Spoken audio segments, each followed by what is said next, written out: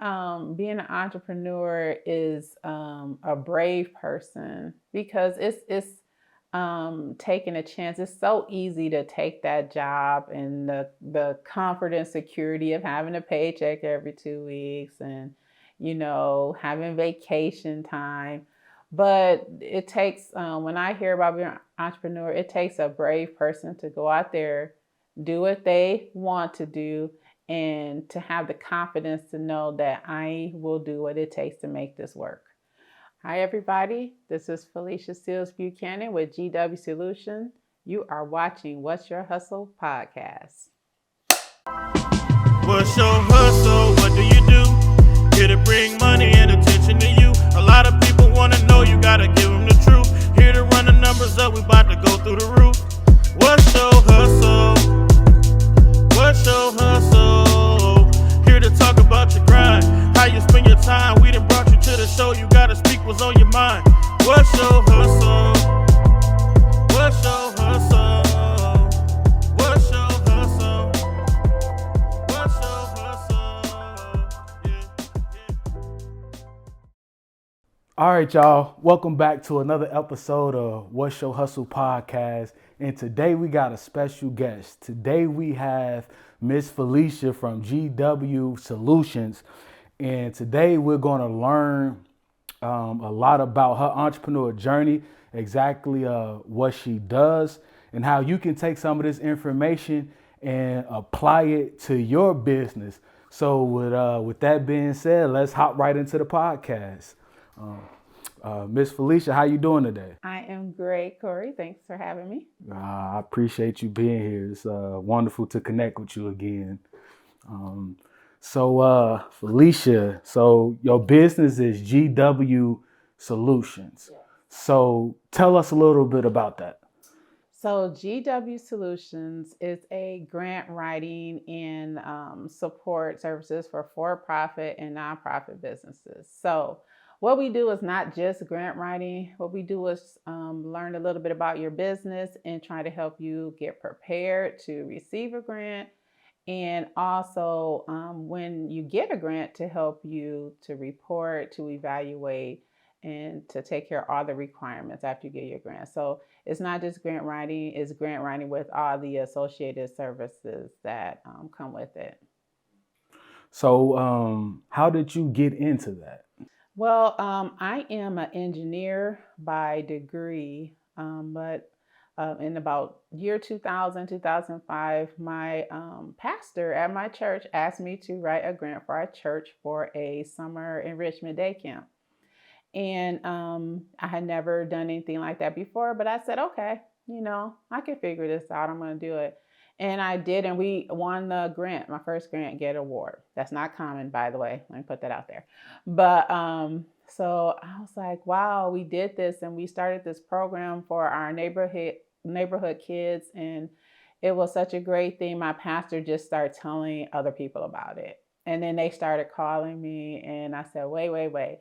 If I'm going to do this, I need to learn how to do it. So I went to some national trainings and Grantsmanship Center, Foundation Center, and actually learned how to become a grant writer. After that, I didn't actually go into business for myself at that point. I took a job as a grant writer for a nonprofit hospital, and I was their sole grant writer for 8 years. And then I went and I was doing my own grant writing on the side, kind of like a side hustle. But that was a condition of my employment, that I still be able to help people in the community, because that's what I really want to do. I wanted to help the people who were out there working but weren't, have access to the money. So I wanted to make sure that they had an opportunity to win some grants. And then I said, I actually would rather work for myself, and I just dove right in to do it full time. So you have a degree in engineering. Yeah. So why not explore that option more instead of going towards the grant writing? Well, Cory, I'll just tell you, I'm probably older than I look. I did do engineering for Quite a number of years I worked for an oil company in the 90s, Amoco Oil Company. And I also worked for the EPA as a chemical engineer where I audited oil refineries. And what I found out was I found engineering really boring. It was, paid well and everything, but I just could not continue to do something that didn't fulfill me. I just didn't feel like I was making a difference, and I didn't want to keep doing it. So I literally resigned from being an engineer, and then I taught physics and geometry and algebra for 3 years. I really enjoyed that, but that still wasn't what I wanted to do. And that is when my pastor asked for me to write that grant right when I was transitioning out of teaching. That's when I wrote that first grant and took a change in my career toward grant writing. And then after that, then you went and took a job for a while. Yes. Yes. So it was a journey. It actually kind of, I was led into it. It's nothing that I ever thought that I would do. I'm a math science person. I do things in order, the algebraic method, but I feel like I was led to do this, and that's why it's successful, because it's a calling. It's a calling. Yeah, it's not a job. It's like one of those things that I feel like I was meant to do. And, every time I send something out, I send it with a prayer, because I know that, it's not just me. It takes an influence outside of myself to, all of this is just subjective. You could do everything perfect and still not get the grant. You could put in some crap and somebody like you and you get it. I have seen grants with typos, with missed sections when, $1 million awards. And I've seen some perfect ones not get $25,000. So it's not about how well you do. It's about making that connection. And I believe with a little extra help, divine help too. How much would you say that you invested into yourself to get to where you at right now? Well, like I said, I was a teacher right before I started doing this. So it wasn't like I had a lot of money. So that's why I started locally first. I went to a free course at our local foundation. So I found a free course. Then I think the online course was like $100. And then the national course, it was in Chicago. So I had to fly to Chicago. And that was a couple of $100, but the course itself was about $700. But then the hotel and the food, I think altogether that investment was about $2,500. So, I had a family, I had, things, but I had to make that a priority if that's what I wanted to do. So altogether, it probably was about $3,000 investment right at the beginning. What would you tell those who's struggling to like invest in themselves, like with that, that kind of money? Like it may be somebody watching this, job and on the fence, and they like, wow, that's a lot of money. So like, kind of help them with that. I tell you right now, even in what I do now, people struggle to want to invest in themselves, even by getting a grant for their business. I'm saying, you went out to dinner last week. You spent $50 or $100 or sometimes more. You got your hair done. You got your nails. You are investing in yourself. You just doing things that maybe not making you better, not it moving you closer to the future that you want. Instead of putting those dollars in those places, you might want to do something like put $250 toward investing in your business, because that, for instance, if you paid a deposit to me for a grant, you could possibly pay a deposit of $750. Sound like a lot, right?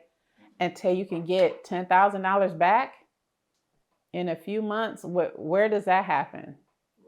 At a casino sometimes, or I don't know, shooting crap somewhere. But I tell you, this is a lot safer investment and a lot more beneficial investment to invest in your business and yourself through something like that. More important than getting your hair done, more important than going out to eat that day. And I'm not saying you never should do stuff like that, but sometimes instead of using that money for that, not even every time, instead of going out to dinner 5 times, do it 3 times and then invest in your business. It's money. You have some money for it. You just need to make it a priority. I think you bring up like a good point when you say, you had to learn sales. And I feel like a lot of times we just have like this talent or this gift and we just want to monetize it and not realizing that it's now you have to learn the sales and the marketing aspect.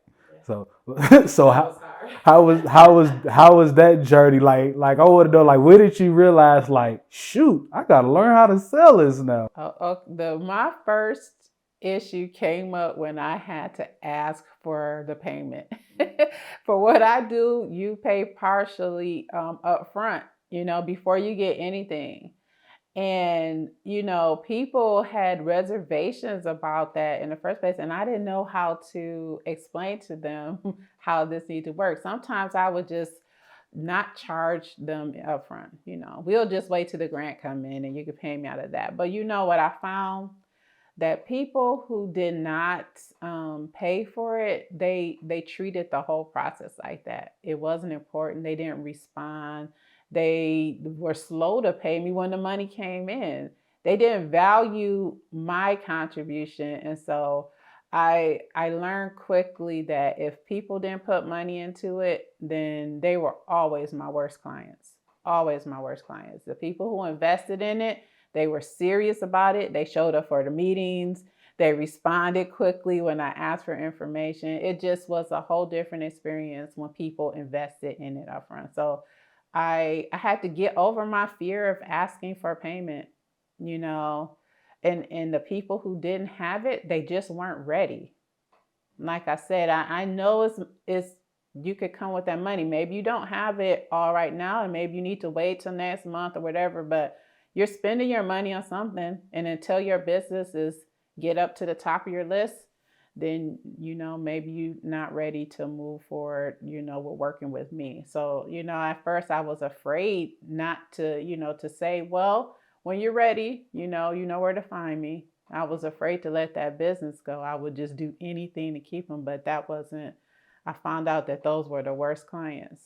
And so I did have to learn how to, what's marketing mean? For me, my marketing is primarily word of mouth. I have a website, I have the social media, but most of my clients come from referrals.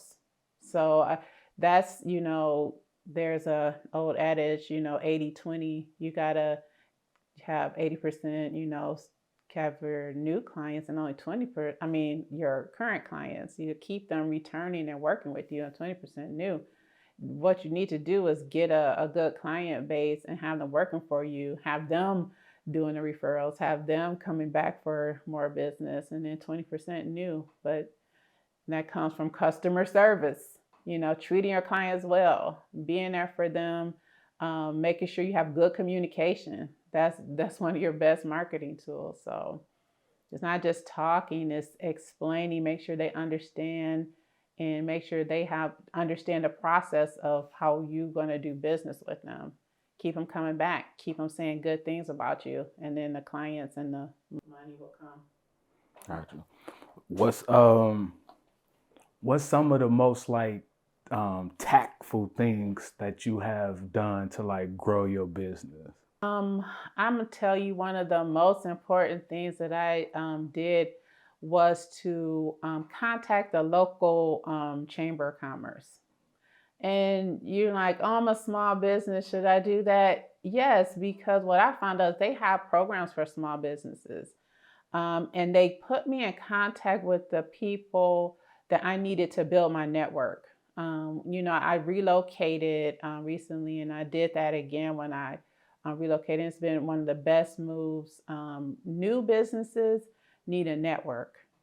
And that means you need to know people. A lot of times people think about network, it's like, people just need to know me. And yes, you need to know people and they need to know you, but they need to remember who you are. So network is just not handing out business cards. It's finding out what the community needs and wants, being a part of it, going to events, letting people see your face and just know you're not always about asking for money or asking for clients. Sometimes you're offering clients. Sometimes you're the one that's a resource. So that's one of the important things that the Chamber of Commerce did for me too. It's like give me a network locally when, when you're new, it's hard to find and you don't know how to get clients all the time. That's when you're brand new, that's one of the things that you have to start with, where am I going to get my clients from? And making that connection with the local business community really made a difference for me anyway. Um, what's some of the things that you find yourself doing on like a daily basis to ensure that your business is successful? I think one of the things for me is communicating. So I look at my social media and any contacts or comments or anything. I make sure I'm communicating with people as much as possible. I want to give information. Like I'm saying, I want to be a resource. I want them to come to me when they want to know something, not necessarily buy something. If they just have a question, I want them to know that they could come to me for all that. So I'm looking for opportunities on my website. I make a blog. When I have some free times, I'm reading articles, learning more about my industry, and sharing that information on as many platforms that I can because I want to be a resource. So I'm looking for information that I can share that I think that applicable to a largest audience as possible. And I'm constantly trying to share information. That's what I think makes a difference for me. Because if people are coming to you for information, I think that eventually they might become customers or tell someone else about you who might become a customer. So that's what I see myself doing a lot that I didn't even think was a major part of it. And I actually think that's part of my marketing. What's been the most difficult or like challenging part of being an entrepreneur in like the current phase that you're in? So one of my current challenges is bringing someone on board. So I have an intern right now. I love working with her. She's in California. It's funny because, um, we have this new age where you can work with anybody anywhere. So, I use LinkedIn to do, to get resumes and applications for it.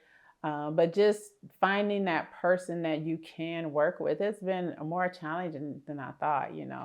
I'm like, oh, I'll just get a college student. But, talking to college students, they just have all these different priorities, do I want to bring in someone who's an adult? I just want a part-time worker. So just, getting to that stage where you're ready to hire has been a challenge. I'm looking maybe for contractors or maybe even collaborators. So my network actually has again been working for me by sending people my way. So I am a major supporter of building networks and just seeing how they can work for you. Because, like I said, I looked on LinkedIn, I looked on other um, platforms to hire people, but what's really worked best is my network to help me overcome this particular challenge. But I'm just looking to expand a little bit, and it's not as easy as you would think. I'm just going to go hire somebody, but you can't work with everybody, and everybody can't work with you, and everybody don't necessarily want to either. You think it's going to be easy, and it's just not. So that's my current challenge. But so far, so good. Definitely making the connections that I need to make through my network. What's been the most fulfilling part about being an entrepreneur in your current phase? One of the things that I enjoy so much about being an entrepreneur is being a part of all these different businesses. I work with nonprofit organizations primarily, and just seeing all the great work that they're doing. Every time I get a grant for them or help them do something with their business. I feel like I'm a part of what they're doing. I feel like I'm a part of their service. I feel like I'm a part of their successes. I feel like I'm a part of the impact that they're making on their communities and the world. And that's the most, excuse me, fulfilling part for me, is that, I could start my own little foundation and do my own little thing. But by working with all these different organizations across the country, I feel like I'm having such a huge impact, and it's really fulfilling. How do you manage dealing with the different organizations? That seems kind of like intimidating, especially like, someone was just starting out and they work with 10, 15, 20, 30 people. Like, that's a lot. It is very different, but that is one of the things that I actually enjoy about my job, my business, is that I do something different every hour. One minute I'm writing, one minute I'm helping a very young organization fill out their IRS paperwork to become, to complete their application to become a nonprofit. And the next I'm helping a multi-million dollar national organization do a $1.5 million federal grant. So that's all in one day. And I love the shifting and the different mindsets that different hats I have to put on to work with these organizations. It keeps me challenged. I don't feel like I'm doing the same thing every day. I'm not gonna get bored with it. I have to be on my toes, new ideas, creativity, the way to think about things. So that's how I actually want to live. I want to be challenged. I want to be pushed. I want to be, I don't like being settled and bored. And that's why I didn't like engineering. It was too straightforward. And, even though problems pop up, and I have to deal with them, I liked being able to shift and move and be dynamic. I'm a dynamic thinker, and this is right in line with my personality. So, What's an average day like for you? well, but like on a Sunday or something, I try to put my calendar together for the week. Have my meetings scheduled in the morning with my clients. Once a week, I like to meet with them, let them know what I'm doing, what they can expect. And then I spend my afternoons writing, researching, and, if it's any additional communications, I do that. But usually mornings, I'm interacting with my clients. And in the afternoon, I'm writing and doing those kind of things. It could be research, it could be some of my social media things, or meeting with my intern, but production kind of in the evening. And I must admit, I don't stop at 5 o'clock usually. My husband will tell you. I will go until I feel tired of it. Sometimes it's, 7, 8. Sometimes it's 3 o'clock in the morning, but I try not to do that too much. If I just get into it. But one of the things that I do want to say, because a lot of businesses don't do this, you have to take time to actually work on your business. So I've been doing that regularly. Now I have a group of other entrepreneurs that I meet with, like on Monday mornings. We talk about what we're doing to grow our business, make it more stable, push it toward our vision. And then we give each other deliverables, talk about what we accomplished last week, and then we meet again on Monday morning. It just helps you start your week off with the focus of why you're doing what you're doing. It's not just spinning wheels. We're trying to accomplish some goal.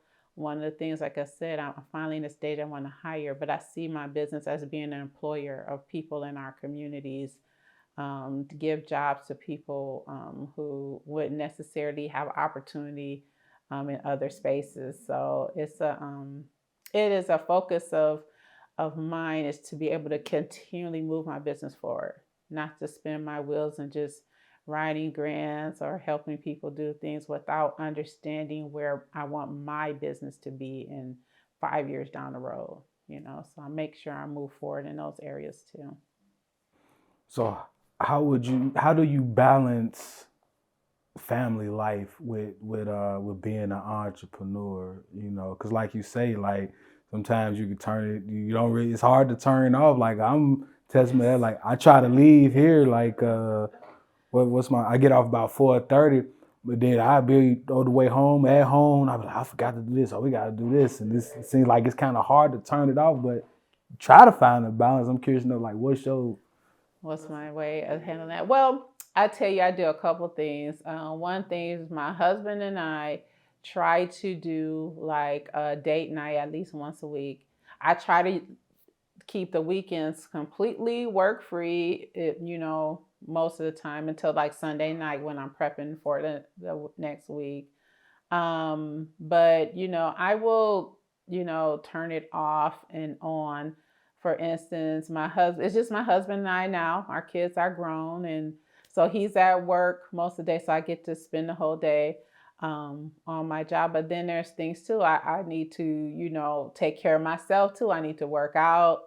I need to get out of the office and see people sometimes because I could, get into my own world and stay there. But you need to make connections too. Even if just having lunch with a client outside, in the community, that counts too.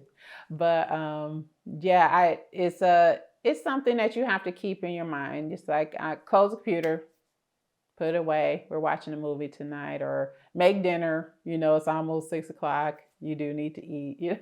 So you have to when you own your own business, and especially if you work at home like I do, you do have to make an effort to turn it off. Sometimes, if my husband goes to bed, I'm not tired. I'm like, oh, got a couple hours. I can, crank out some work. But I try not to do that too much because the last thing you want is for your drive to success to, impact your personal life. And that's not worth it because you're supposed to be doing all this to be in a better place personally. It's not about the dollars all the time. It's not about, this success. You just want to be in a better place personally. That's why you work for yourself, because you think that's better for you. It's not, I'm gonna make all these billions of dollars. Although that's nice, to make a profit, but you feel like hopefully you went into business for yourself because you feel like it's better for you personally. what does it mean to you to like be an entrepreneur? Like when you hear that word, what comes to your mind? Not like a dictionary term, but like your own personal meaning. Me, being an entrepreneur is a brave person because it's taking a chance. It's so easy to take that job and the comfort and security of having a paycheck every 2 weeks and having vacation time. But it takes when I hear about being an entrepreneur, it takes a brave person to go out there, do what they want to do, and to have the confidence to know that I will do what it takes to make this work. So it takes a level of confidence. It takes a level of bravery and trust in yourself, because so many people run into the hard times, and there's always going to be hard times when you're an entrepreneur. The customers dry up, and you have to, really get yourself out there to bring in the new customers, or the money, for instance, dries up if you didn't plan correctly, or you didn't have the credit profile, or for whatever reason. You just have to have that confidence and that trust in yourself that you're going to do what's necessary to make it work. Some people hit those hard times and they give up, go back to work. And I'll be honest with you, I have done that sometimes. When I first when I first wrote my first grant for our church, and we got it, and my pastor started telling everyone, and I was doing that full time. But then I took the position at the hospital, working full time as their grant writer for like almost 8 years.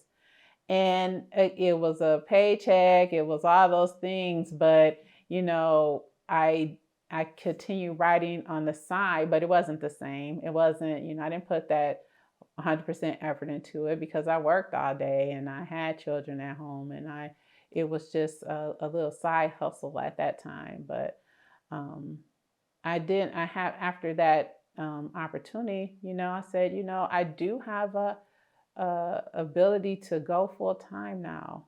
And can I do it? Do I have the courage, like I said, to do it? So I went, I went down that route of taking the secure route instead of the less secure, but it definitely was for me. I don't enjoy working for other people. Some people do. I just don't. And I know that that's the best route for me, is to do what I feel like I want to do on my own time. It's not like I work less. It's not like I make more. I just have the I have the potential to make more, and I like what I'm doing, and I like my boss now. So I definitely enjoy this much more. Let's say hypothetically, let's say you lost it all, and would you would you start another business or start all over, or would you just go and get another job? I definitely will start another business. I have so many ideas. I'm just waiting for my current business to take off where like I wanted to, and I want to start another one. I want the I started our family foundation also with my brothers and sisters and my parents, and we're moving that to sustainability. And then I'm gonna start another one. I'm never gonna stop starting businesses. Now I have this itch. I have so many ideas. I have so many things I want to do. I want stuff for my granddaughter to do. I want to take care. I want to have opportunities for any young, brother or sister who want a opportunity. I want to have it for them. So I want to start a think tank to just think of ideas. People who just want to sit back all day and just be like, what could we do? I wonder if this will work. I'm gonna give them some materials and let them see if it'll work. I I'm still an engineer at heart, so I want to go back to that a little bit, but that's down the road for me. I don't know if I got enough years in me for all the stuff I want to do, but I'm sure gonna try it. With when you hear the word wealth, what comes to your mind? um, to be the master of your own time. The one thing that you don't get more of is time. And so you can get more money, you can get, more people in your life, you can get more business, but you're not going to get more time. And the truly wealthy people have control over their time, and that's what I really want. That's what I'm working toward, is to have the finances, resources, and the capital to be the master of my own time.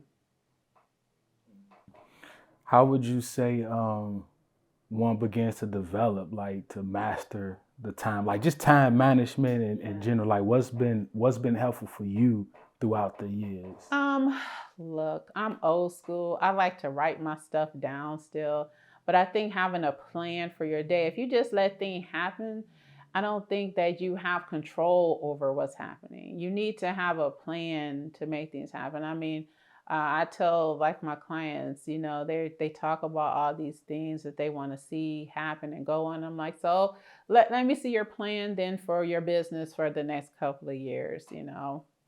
A lot of people don't have that. They talk about it, but then they let their days just go by without structure. And then next thing you know, a couple years pass and more closer to where you want it to be. If you don't have a plan, if you don't have a path, a direction, you don't know if you're going to get there. So you have to have a plan. Now, you still might miss the mark even with your plan, but you can adjust your plan and then, go for it again. But you're never going to know where you're going if you don't have a plan. I think that's what people need to do to get to where they want to be, to get to sustainability. Even a plan for everything. How am I going to do my money so that I get to where I want to be? You could say I'm going to save $100 a month, but is that going to get you there? Did you look at it and see in 5, 10, 15 years, are you going to be where you want to be by just doing that? You have to have a plan. It needs to be an intelligent, thought out plan. So that's what I would say to people. Don't let your days just happen and go by without really thinking about, are you going in a direction that you want to be going? Yeah. You have a grant writing business and you do grant writing for nonprofit and for profit businesses. So I know nonprofit use grants all of the time. I haven't heard the term too much of like for profit business using grants. So like how does that work, and why would a for profit business even like want a grant? So the benefit for a grant, so the first part, the benefit for a grant is that you don't have to pay it back. It's basically money that you can use. I almost want to say however you want, but not necessarily, because to get the grant, you have to tell them how you want to use it. And then when they give you the grant, you should do what you said you were going to do with the grant. Now, everybody don't do that. Everybody doesn't.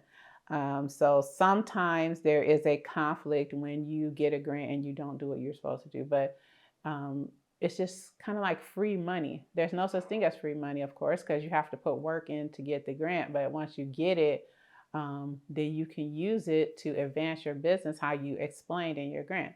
So that's one reason why a for-profit will want a grant. And another reason, even though this is not the way a for-profit business should be planning on operating in perpetuity, all that to say is you're not going to live by grants on your for-profit business.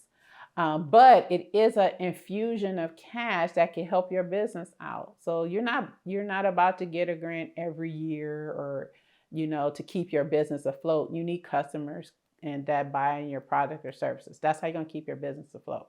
But a grant could definitely give you infusion to get something you need, like technology, transportation, employees, training, something like that you need to advance your business. So one of the things that I do, like you said, a lot of people hear about all these grants for their business, but where do you find them?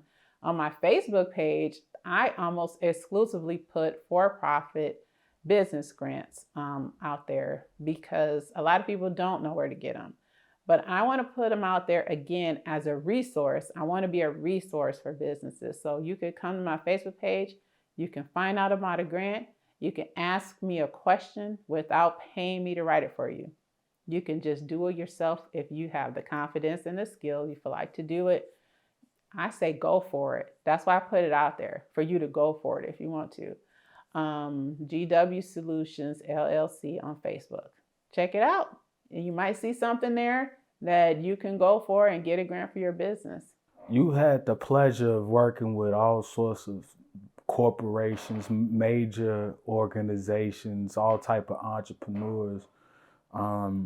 What would you say is like the key separation from like big organizations compared to like small ones? I guess what I'm trying to say is, what keeps a small organization from becoming big? So I have seen people just jump right into $1 million organizations. And I'm going to tell you what the difference between these people who started up with great ideas, probably the same great idea, the same community. How is it that some people jumping straight into $1 million organization and these wallow just struggling to make, $10,000 a year? It is their connections.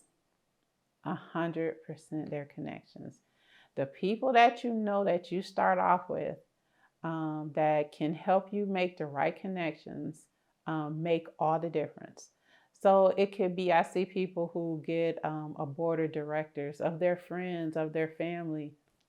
That's nice. It'd be nice if you guys have the money that it takes to run your organization. You can just lend it or borrow it or donate it. But these other people have the connection. Go straight to a senator and get an appropriation. Go straight to a foundation of their friend's father, and he gives them 6 figures just to start off with. That is the difference between these organizations. I've seen people who didn't know who to talk to about starting their business, and they just went to anybody and someone helped them start a for-profit business when it should have been a nonprofit. Or they tell them that, oh, I'm going to charge you $2,000 to file your paperwork when you could have done it yourself for free. It's just having the people that you could go to that give you the right information, point you in the right direction, or could give you that initial financing that made all the difference from struggling at first to, just jumping right into success. What does it take to like write grants? So the very first thing, the most simple thing I could say is follow directions. Most grant agencies tell you exactly what you need to do to get the grant. They're going to say, you need to start off with this template. You need to answer these questions, or you need to fill in these blanks. It's kind of straightforward. But one of the things that I think you need to do is to have the confidence to do it, because a lot of people will give it a shot. I don't know. I think, didn't you tell me once that you wrote a grant and you got it on your first try? It's like you just need to have the confidence to see an opportunity and to go after it. And I think if you are an entrepreneur, a business owner, for profit or a nonprofit, you've shown already that you have some skills, you have some communication skills that are vital, and you have some confidence about what you're doing. You think what you're doing is important, needed, and wanted. And I think if you can express that in your writing, then you could win a grant. What some of the like top mistakes that people make when trying to go for grants on their own that could like totally be avoided? I think the biggest mistake that people do is they talk about themselves. And a lot of times I say that people don't understand what I'm saying. Of course, you have to tell about your business, about yourself, but grant making agencies are not giving money to help you. That's not about you, that's about them. So you have to make sure that you're showing these people that give you money how you're furthering their cause. You need to research about the people who giving the money. What's motivating them? Why are they doing it? And you need to reflect their interests and their goals and their focus in what you're writing. So, a lot of people get talking about, oh, we do this and we do that and we help out, these people and we have these people on our, just like, stop talking about yourself. Look at what's important to them, and that's what you need to talk about. And I run into that sometimes with churches. If people aren't given to religious organization, you really need to stop talking about how you're proselytizing people. And I know you're a church and that's what you're doing, but that's not what you're asking money for right now. You have to stop us. Our mission is to make disciples of the world. Okay, that's nice, but we can't use that mission in this grant because they don't give to religious organizations. That's not their focus. You have to focus on what's important to them. So I think that's one of the biggest things that, turn people off is you just got talking about yourself and they really don't care about your organization. They're looking who's going to further their cause. I remember when we went out to lunch and we was talking about grants, and you had mentioned that it's you got to have like good storytelling abilities.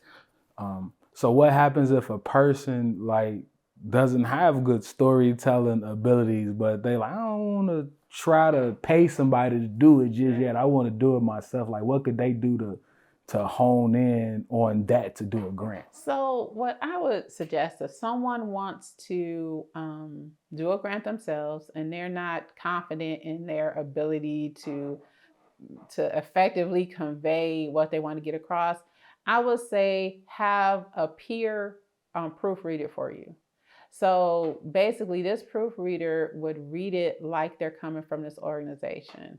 Not as somebody who knows intimately what you're doing, but would be from this organization looking to a fund out of all these thousands of applications that they get, they would have to read it with a real critical eye. And one of the the I don't know, things that I would tell somebody, you can't be thin skinned. Somebody needs to be able to tell you the truth, like, oh, you just missed it right here. Just go back and start over. You just didn't answer the question. Or you need to tell more here, have some more explanation. Or this part was good, I would leave it.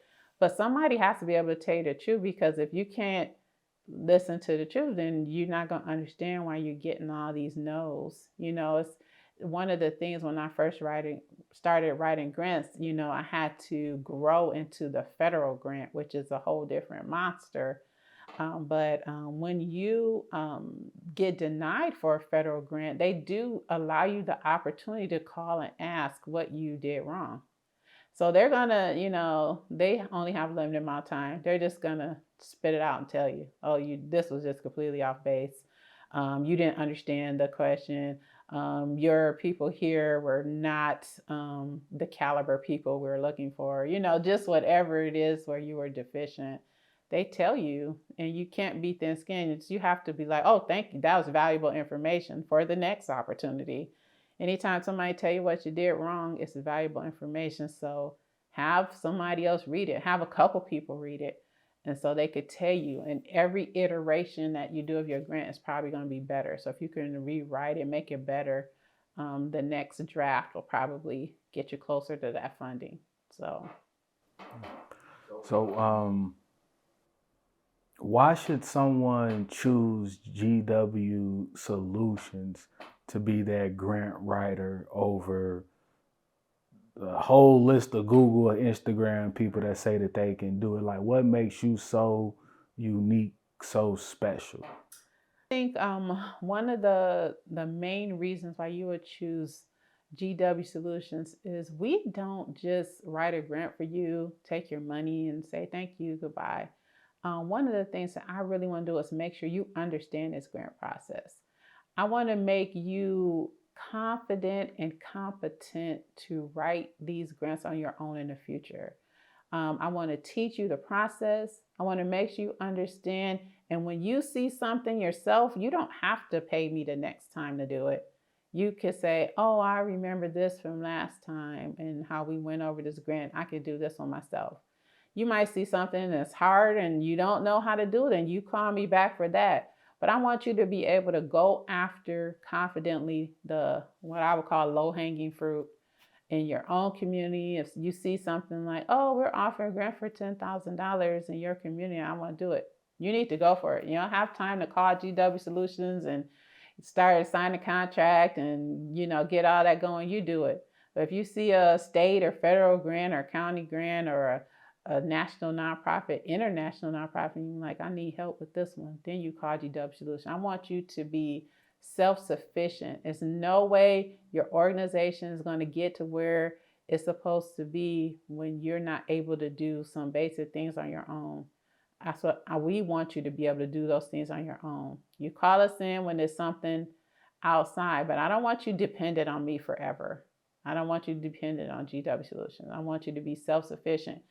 Call us when you need us for the projects that you can't do, but for those that you can, I want you to be able to do it yourself. And that's what we try to work to get you to that point. Have you traveled being an entrepreneur? Like, has your business taken you to like other countries and so forth? I have not been to a different country. I do have a client that I'm working with to get her paperwork finalized so we can do her project in Ghana.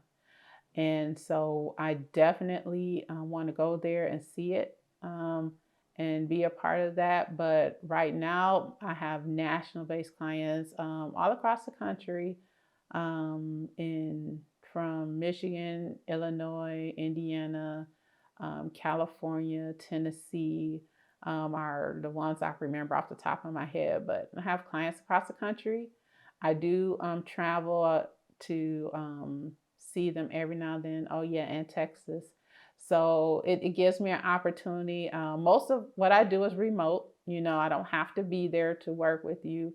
but I do like to meet you face to face at least a couple times, to see the facility, to, because it makes a connection. When I can make a connection, I put some of your heart and soul into that funding request. So I definitely like to meet the people to see their passion for the work that they're doing, because that helps me put that passion when in there when I'm writing. So. Do you like, what's the craziest or wildest thing that has happened to you, like, since you've been an entrepreneur? Like, man, I can't believe this. If I'd have known this, I probably wouldn't even got this far. Oh my goodness. Listen, I'm just gonna be honest with you. Grant writing is not that crazy and wild. So I haven't run into anything like that, but I will tell you one of the craziest organizations, not craziest, but unique organization that I work with was a Christian bodybuilding motivational speaking group. So they went and did school like assemblies and community events where they bent metal bars and punched through, wood or concrete things just to, and, to show their strength, lift 600-pound, barbells, whatever. And it was about showing how strong God can make you, or what you could do with the power of God or whatever. It was very specific, unique kind of thing. The wildest thing I've ever seen, in person. I've never seen anything like that. They would do wrestling. They would hold each other up on their arms and shoulders and stuff. Huge guys just, going around doing these little events. And they were a nonprofit. And so they qualified for grants. So we did some grant writing for them. And it was pretty cool. But those are the kind of things that I got to be involved with. And that's why I say I feel like I've done a gazillion different kind of projects. Not that I've done them myself, but I've been a part of them through the grants that I wrote for these organizations. So it's pretty cool, very unique kind of thing. How do you balance out your relationship with God and being like an entrepreneur? Like, how does that work? Like, let me get my 10 chapters in 2 hours of prayer. Like, how does God fit into all of this? Well, first of all, like I said, I feel like I was called to do this. This is definitely not something that I ever thought I would do. It started with my church, and I know that for me to be writing as a math and science person, I feel like this is definitely a call of God. But personally, I don't feel like I need to like every day. I'm not like, oh, I need to do this Bible study or that. I definitely attend church, and my dad's a pastor and my uncle's a pastor. So I get a lot of conversations I get to have about God and what I do. But I just feel like it's a state of mind, just living in the spirit, just being open to it and hearing from it. I really feel like sometimes you say, you get in the zone. I feel like that's divine inspiration. When I get into the zone, or if I'm just talking to people and then these ideas are just popping into my mind, I know it's coming from God. I've always been a creative person. Even when I was little, I kind of lived in my head, just have a great imagination. And it's just coming to become one of my strongest assets as an entrepreneur. And I know that's just a God-given thing, because it's from childhood, ever since I can remember. One of the things I've always been able to do is be creative. And like I said, I'm a math and science person. They really don't go together. So I give all the credit to God. Whenever I can, I always do make sure that He gets the credit for all of this. And, and I know He's part of my success. Do you feel like as an entrepreneur, you have to have a mentor or a coach in order to like get to where you're trying to go? Well, I do have a coach, and he has been invaluable. Just the things, because one of the things I said I thought that was really important is that an entrepreneur can easily get caught up into doing their business, whatever it is. If it's writing books, if it's motivational speaking, you could just get caught up in speaking or writing or whatever you're doing, making whatever product. But you have to focus some on your business too to make it grow. You have to be the visionary for your own business. If you get caught up in the day to day, the daily operation of your business, then you can lose sight of where it's going, where you want to be. And my business coach redirects me all the time on setting goals for my business and stepping through the actions that make those goals happen, instead of getting caught up in, oh, I got this grant due today. And I do have to do those things, but I also need to think about where my business want to go. I want to, like I said, hire. I want to train. I want to collaborate with other grant writers. So I have to be making sure that I'm constantly working toward to make those goals happen, not only to get my clients their grants every day. It has to be part of what I'm doing. And my coach helps me to focus on that, because it's real easy if you don't have those people in your lives to get stuck and you look up and you're in the same spot you've been in for the last 10 years. And so I think the coach really helps with that. We all have, as entrepreneurs, we all have people that have played a part in our successful journey, to help, get us to where we currently are. Do you have anybody like that you would like to thank, like we call this segment, giving people roses? Well, first of all, my husband, he has put up with me in this business for a long time. And when I was just dabbling in it, going back and forth, again, this time without focus on where I wanted to be, just working for, spinning my wheels, I think I would say I was doing. He worked with me through that time to get me to where I am, where my business is growing now. And I'm to the point where I can hire, and it's just been a radical change. But he stuck with me and supported me through that time where I wasn't as focused as I should have been.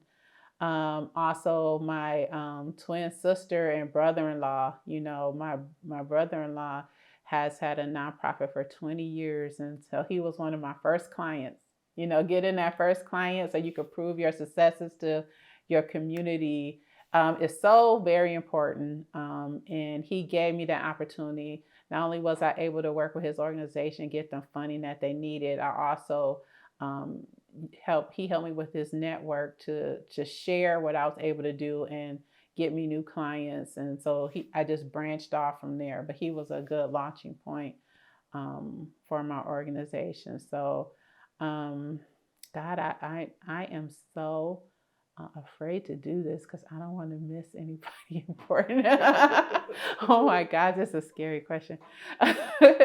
But it's been a lot of people. One of my sisters even started this with me, because when I was afraid to ask for money at the beginning, I would sick her on people to ask for money. So my sister just sent to help me do that too.